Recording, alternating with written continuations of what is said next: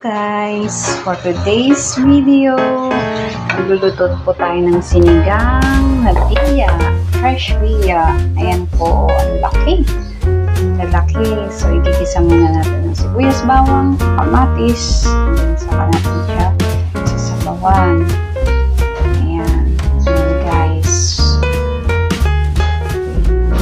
Magluluto tayo dito ng sinigang na biya.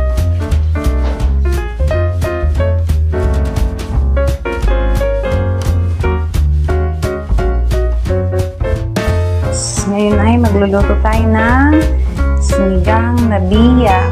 Ayan, igigisa muna natin yung bawang para sarap sinigang na ganyan ako pag nagsisigang ng biya or bagus. Gusto ko igisa muna ito pang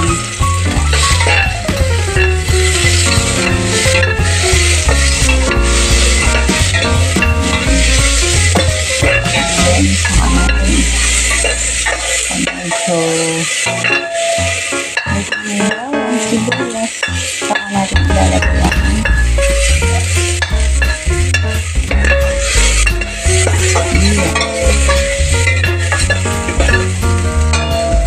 Guys, ang lalaki niya guys. Ang laki. Sarap. Sarap yung sinigang.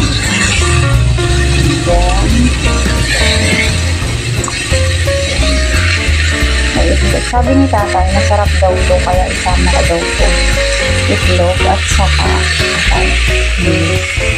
and then, after nun, sasabawan na natin siya. Ayan na, sinigang na biya.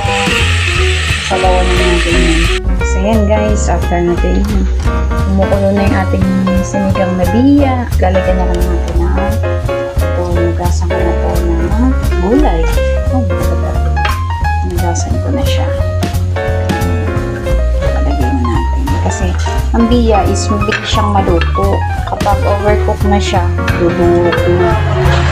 So, yun ang biya. Kaya, talong, ilalagay na natin yung talong. Ayan na. Here we go. And then, ang pang-asim natin dyan is kalamansi. Ayan, ang kalamansi natin. Fresh. Fresh na fresh. Ayan, sarap.